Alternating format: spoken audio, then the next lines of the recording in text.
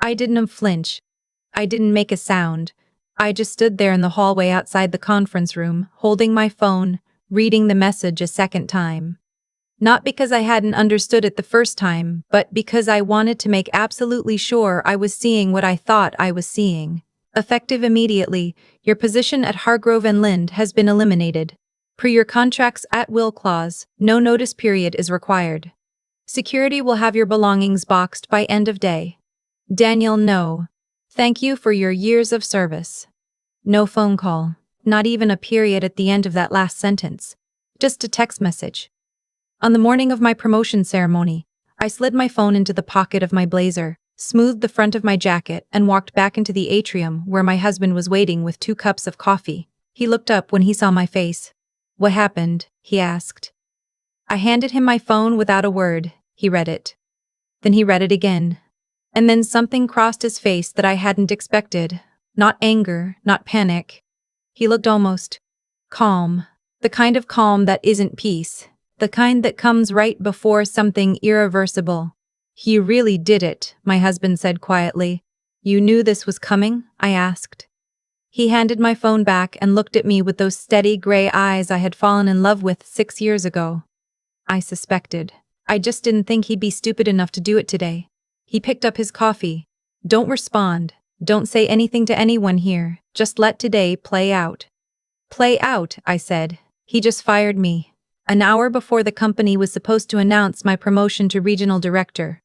"I know," my husband said. He touched my hand. "Trust me." I had learned, over the years, to trust that tone of voice, so I didn't respond to Daniel's text. I didn't storm into his corner office on the 14th floor. I didn't cry in the bathroom or call my mother or pull my best friend aside to whisper about what had just happened. I walked back into the atrium of Hargrove Lind's Nashville headquarters, accepted a glass of sparkling water from a passing server, and I waited. My name is Claire Sutton. At the time, I was 31 years old, and I had spent the last 7 years of my life building something at that company that I genuinely believed in. I had joined Hargrove Lind right out of my MBA program, a mid-sized commercial real estate firm with a strong regional reputation, and back then, real potential for growth. I started as an analyst. Within 2 years, I was a senior associate. By year 4, I was managing a portfolio of accounts worth more than $60 million annually, and I had personally brought in 3 of the company's top 10 clients. I was not the most glamorous person in that building. I didn't golf with the partners or get invited to the informal dinners that seemed to happen every other Friday.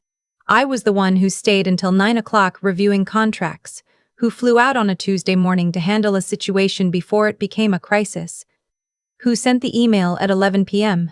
That saved a deal from falling apart. I was, in the language of that office, a low-maintenance high performer, which, I would eventually understand, was a liability. The founding partner, the man whose name came first on the letterhead, was a man named Gerald Hargrove. He was 64 years old, silver-haired, genuinely sharp, and, to his credit, fair. He had promoted me twice. He had told me, to my face, in his office, that I was the best investment this firm has made in a decade.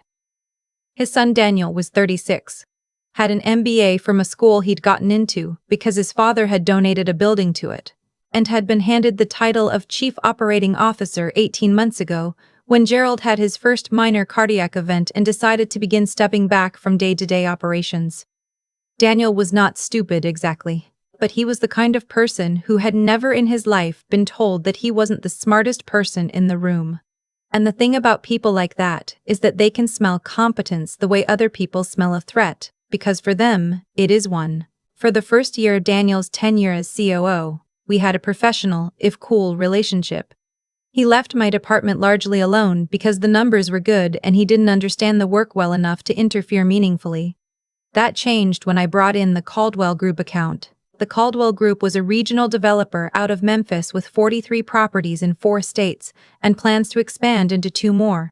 Landing them would represent the single largest account acquisition in Hargrove Lind's history. I had been quietly cultivating the relationship for 8 months, meeting with their CFO, building trust, learning exactly what they needed that our competitors weren't offering.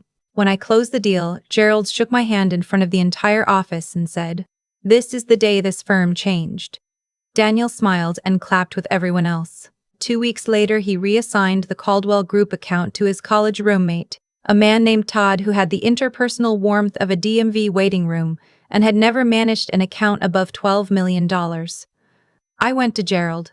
Gerald spoke to Daniel. The account came back to me. That was the beginning. Over the next 6 months, Daniel made my professional life into a very particular kind of slow-burning difficulty. Nothing dramatic enough to constitute a clear grievance. He moved my team to the less desirable end of the floor. He stopped including me in certain strategy meetings, then apologized and said it had been an oversight. He hired a man named Bryce as a second senior associate and positioned him as my peer. Then began routing certain decisions through Bryce instead of me, without explanation.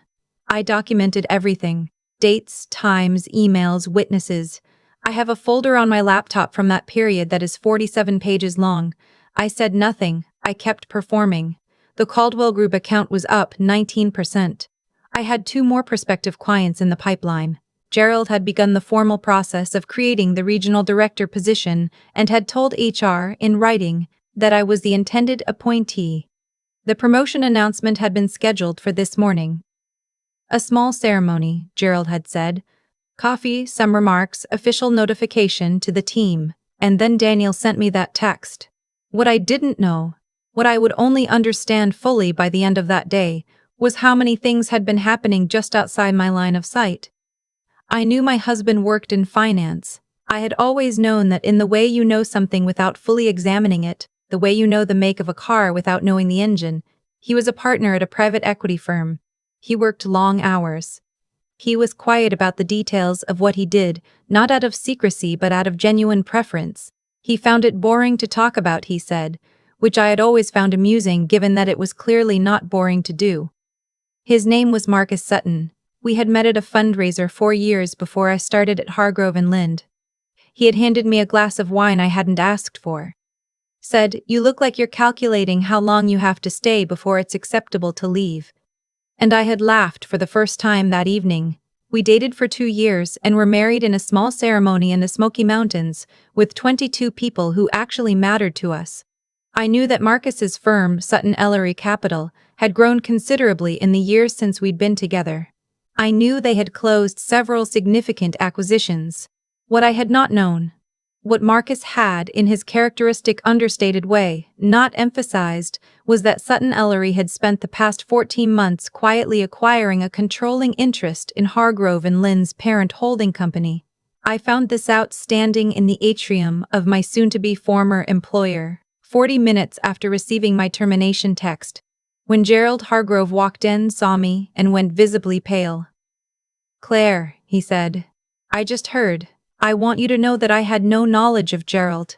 My husband appeared at my shoulder. He extended his hand. His voice was pleasant and completely unreadable. "I think we should find somewhere private to talk. The 3 of us." Gerald looked at Marcus. Then he looked at me. Then he looked at Marcus again, and something shifted behind his eyes.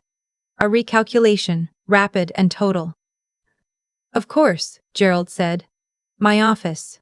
We took the elevator to the 14th floor. Daniel was in the hallway outside his father's office, with 2 members of the HR team, looking self-satisfied in the way people look when they believe they have just won something. He saw me and his expression didn't change. He saw Marcus and he tilted his head slightly, the polite neutrality of someone who doesn't recognize a face but doesn't want to show it. "Daniel," Gerald said. His voice had a texture I hadn't heard in it before. "Come in, please." The 4 of us and the 2 HR representatives sat down in Gerald's corner office. Outside the windows, Nashville's downtown skyline reflected a clear October sky. Daniel looked at Marcus with restrained professional curiosity.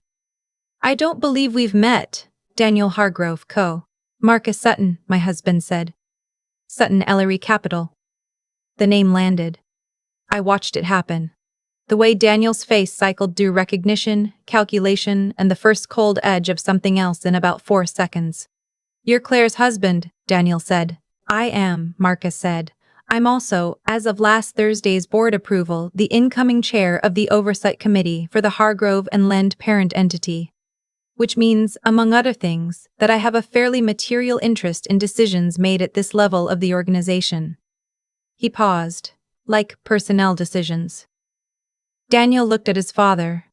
Gerald was looking at the desk. I'd like to understand, Marcus continued, the business rationale for terminating the firm's highest-performing senior associate, the person responsible for the Caldwell Group acquisition, via text message, on the morning of her promotion ceremony, with no notice, no documentation, and no consultation with the founding partner. The room was very quiet. It was a strategic restructuring, Daniel said. His voice had found a steadier register. He wasn't panicking yet, not visibly. The regional director position was reconsidered. We felt that the regional director position was created for Claire, Gerald said. His voice was flat. That is documented. That was the structure I approved. Dad, is there written documentation of a business case for this termination? Marcus asked, looking at the HR representatives. The senior HR manager, a woman named Patricia who I had always liked, said carefully. No formal documentation was submitted to HR prior to the action. So an at-will termination was executed on a senior employee with no HR process, no documented performance issues, no business case, and no notice, on the same morning as her scheduled promotion. Marcus nodded slowly. That's what happened. It wasn't a question. Daniel had stopped talking. He was looking at the window. I'd like the termination rescinded, Marcus said. Today, and I'd like the promotion to proceed as scheduled. Of course, Gerald said immediately. That's not, Daniel started. It's done, Gerald said. The word was not loud. It didn't need to be. What I remember most about that moment is that I didn't feel triumphant. I did not feel the hot rush of vindication I might have expected. What I felt was something quieter than that. A kind of settling. Like something that had been held at an angle for a long time had finally come to rest level. I looked at Daniel. He had the particular expression of a man who has just understood the full geometry of a situation he thought he controlled. It is not a pleasant thing to witness. But I did not look away. I want to say something, I said. Everyone looked at me. I've spent 7 years at this firm, I said. I've worked hard, I've performed, and I've tried to conduct myself with integrity. What happened this morning was wrong, and I want it acknowledged, not in a memo, not in a press release, but in this room, by the people responsible, that it was wrong. Gerald said. It was wrong. I'm sorry, Claire. Daniel said nothing. I looked at him. I'm not asking you to apologize, I said. I just want you to know that I know exactly what you did and why. And I want you to know that it didn't work. He looked at me then, and whatever he saw in my face, I don't know exactly what it was, made him look away first. The promotion ceremony happened that afternoon, rescheduled to 3 o'clock. Gerald made remarks. My team was there. My best friend from the marketing department, who had watched the whole drama from a careful distance and kept sending me texts that just said, "Are you okay?" stood in the back and cried a little, which made me smile. Marcus stood to the side and drank coffee and looked like a man attending a pleasant, unremarkable event, which I found deeply funny. I accepted the regional director title. I shook Gerald's hand. I thanked my team. Afterward, in the elevator going down, my best friend grabbed my arm. Okay, she said. You have to tell me everything. Starting with, did you know? Did you know this whole time? I knew my husband worked in finance, I said. She stared at me. That's it? That's your answer? That's my answer. She made a sound that I can only describe as a sustained note of disbelief. The weeks that followed were, in their own way, as interesting as that day. Daniel did not resign immediately. He tried for approximately 3 weeks to navigate the new reality of his position, a COO whose unilateral authority had been visibly and formally curtailed, whose father had stopped deferring to him in meetings, and whose conduct had been flagged in writing in a governance review initiated by the Oversight Committee. I am told, not by Marcus, who does not discuss these things, but by Gerald, who called me into his office one morning with the look of a man unburdening himself, that it was Daniel himself who finally decided to resign, that he told his father he couldn't work in this environment anymore, Gerald said he'd accepted the resignation. He said it with the careful neutrality of a man who has made peace with a difficult thing. I said I was sorry, because I was, in the specific way you can be sorry about an outcome without regretting the events that led to it. Gerald nodded. You're good at this work, he said. The firm needs people who are good at the work. I know, I said. That's why I stayed. The Caldwell Group account, which Todd had managed into a 12% revenue decline in 4 months, came back to my division. Within 2 quarters, it was performing at the highest level in the relationship's history. We added a 5th state to their portfolio. My team grew. We hired well. I made a point of promoting the people who did the actual work. There is a particular kind of professional who believes that the most important skill is not excellence, but proximity. Proximity to power, to the right rooms, to the names that open doors. Daniel was that kind of professional, and he was right that proximity matters. He was just wrong about whose proximity was worth having. The thing about doing excellent work, quietly and consistently, over a long period of time, is that it accumulates in ways that aren't always visible until they are. It doesn't announce itself. It doesn't send threatening texts or maneuver for credit in meetings. It just sits there, compounding, until one day the geometry of a room shifts and everyone can suddenly see exactly how much is there. I still work at Hargrove Lind. I'm still regional director. Gerald semi-retired last year, and I now report to the board's management committee. Which Marcus, in what I consider a very characteristic piece of quiet irony, has no formal role on because we both agreed that would be a conflict of interest. I handle my own business. He handles his. We have dinner together most nights and talk about the things that actually matter. My best friend got promoted too, finally, after a long wait that was arguably also Daniel's fault. Though that's a longer story. Todd still works at the firm. He's in a different division now. He's actually quite good at the work he's been properly placed to do. People are often better than the context they've been misdeployed in. I try to remember that, and sometimes when a new analyst joins the firm and asks me how to get ahead here, I tell them the same thing I would have told myself at 24 if I'd known it then. Do the work.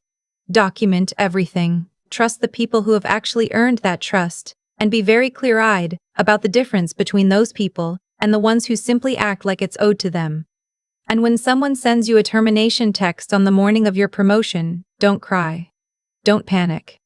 Wait, because the geometry of a room can shift in ways you don't always see coming. And sometimes the view from the other side of that shift is exactly as clear as you always believed it would be.